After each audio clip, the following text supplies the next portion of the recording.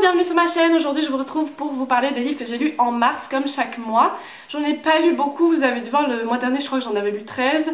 Ce mois-ci j'en ai vraiment lu peu parce que je me suis occupée de mon potager, j'ai fait tous mes semis et puis j'avais aussi mon pull en tricot que je voulais terminer. D'ailleurs je l'ai pas terminé, j'ai dû détricoter la manche parce que c'était trop court, enfin bref.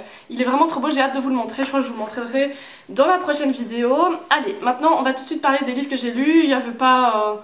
C'était pas grande folie, mais il y en avait quand même des sympas. Alors le mois dernier il y en a un dont j'ai oublié de vous parler, c'était un roman graphique. Je vais vous insérer l'image parce que je sais même plus le titre, ça m'a pas du tout marqué. En fait c'était un roman graphique autour du sujet des JT. Et donc on voyait comment ça fonctionnait quand t'es le petit nouveau dans la bande et que tu veux monter les échelons mais qu'on te laisse que des sujets barbants, etc.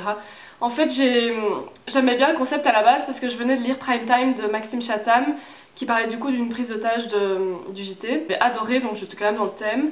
Mais en fait j'ai pas aimé du tout ce roman, enfin roman graphique, c'était plus une BD en fait. Les dessins étaient vraiment pas beaux et c'était vraiment une BD destinée à un public de la cinquantaine je pense, donc ça m'a vraiment pas plu. Vraiment je le recommande pas, donc lui je lui ai mis une étoile parce que même l'histoire c'est... Donc vraiment ce mois-ci j'ai lu Métamorphose, tome 1, donc je sais qu'il y a plusieurs livres qui s'appellent comme ça mais je vous insère l'image.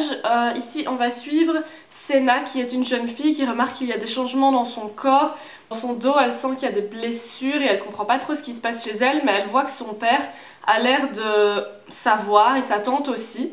Sa mère est décédée, elle lui manque beaucoup, mais elle sait qu'il y a un truc que sa famille lui cache par rapport à sa maman et elle voudrait savoir ce que c'est. Elle comprend pas trop ce qui lui arrive, mais comme des choses bizarres lui arrivent, c'est vrai qu'elle a un comportement un peu désagréable avec ses parents, enfin son père et sa tante, et en même temps à l'école, ouais c'est compliqué, elle a une bande d'amis, mais des fois elle a des choses bizarres qui lui arrivent, elle a des coups de colère et pendant ses accès de colère elle fait peur aux autres et son père va décider de la changer d'école parce qu'elle travaille pas. Finalement avec ce qui est arrivé avec son groupe d'amis c'est peut-être pas mal de changer d'air et donc il l'envoie en Alaska dans une école où directement elle va se faire deux copines et il y a un type qui lui paraît un peu bizarre, enfin tu sais ambiance un peu Twilight où il y a ce mec qui t'observe et qui a l'air un peu chelou. Évidemment c'est le bad boy, donc quand tu t'attends du bad boy, il y a sa groupie à côté qui t'apprécie pas, donc ça fait un peu le thème lycée.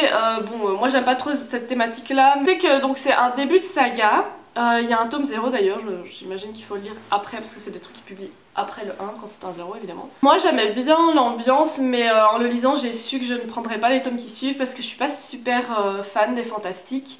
C'est pas tant mon délire, mais ici comme c'était l'introduction du thème que voilà je l'avais acheté en fait il y avait une promo hein. Sur la page de couverture en fait il y a un flyer autour avec écrit la promo, je trouve ça trop moche sur les livres quand ils font ça. C'est sympa à lire, vous aimez le fantastique vous allez kiffer acheter toute la saga mais je trouve qu'on peut même le lire tout seul parce qu'il y a une pseudo fin même si tu sais qu'il y aura une suite. Voilà je vais le revendre sur Vinted si ça vous intéresse. Ensuite développement personnel, j'ai lu On est foutu on pense trop, je l'avais trouvé en boîte à livres. Il y a une boîte à livres où je vais et ils ont tout le temps des bons livres donc moi je donne mes vieux livres. Et en échange, j'ai de super livres. Donc ce livre va vous faire vous rendre compte qu'en fait vous avez tout le temps, votre cerveau qui fonctionne sur des petites pensées, des petits commentaires de situations qui vous arrivent. Où par exemple vous mettez comme le petit Calimero ou vous liez toute situation qui vous arrive comme si vous étiez le chat noir à qui tout arrive de négatif. Par exemple quand vous êtes sur la route et ça vous tue toute votre journée en fait de garder ces petites pensées négatives comme si tout ce qui vous arrivait devait être négatif. Ça va vous apprendre à penser autrement et à essayer d'éliminer ces petits jugements sur votre journée. J'ai trouvé ça super intéressant, je l'ai direct prêté parce que ça peut en aider plus d'un parce que moi je suis tout le temps dans ma tête à penser plein de trucs et du coup c'est assez épuisant en fait à la fin de la journée. Un petit livre facile, idéal à offrir à quelqu'un qui ressasse trop quoi. Ensuite en audio-livre, j'en ai pas lu énormément du coup, j'ai fini Les lapins ne mangent pas de carottes de Hugo Clément, donc je crois qu'en France il est connu, c'est un type qui fait des reportages à la TV. J'aime pas trop sa personnalité, mais évidemment avec le titre on voit bien que ça va être un livre sur le bien-être animal, l'environnement, l'écologie.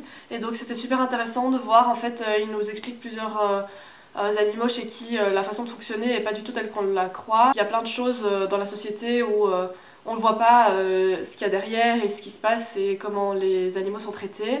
Et donc c'est super intéressant, même dans la nature sauvage, il nous apprend plein de choses là-dessus.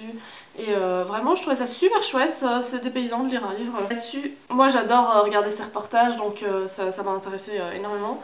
Et voilà, si ce sujet vous intéresse, je vous le recommande. Ensuite, début avril, j'ai terminé En son absence de Armel Job, mais bon, je le mets quand même ce mois-ci parce que d'ici ma prochaine vidéo, j'aurais oublié. C'est une auteure belge que j'avais adorée, j'avais lu Tu ne jugeras point quand j'étais en secondaire. C'est un policier thriller, c'était avec une disparition d'enfants et ça m'avait vraiment donné goût à la lecture, je trouvais ça flyait en fait dans les pages, t'avais envie de savoir la suite. C'est des sujets donc difficiles de disparition d'enfants. Je savais pas qu'elle écrivait plusieurs livres sur cette thématique là, c'est peut-être tous ses livres mais j'en ai lu que 2 du coup jusqu'ici, c'était chaque fois ce thème là qui revenait. Ici on va avoir Bénédicte qui un matin part de chez elle mais ne revient pas le soir, sa mère s'inquiète, tout le village s'inquiète, tout le monde s'en mêle.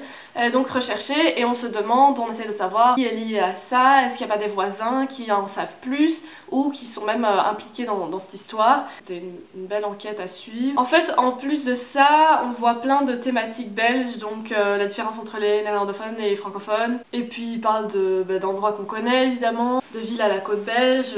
Donc non, moi j'ai adoré, j'adore lire des livres d'auteurs belges si vous en connaissez d'autres.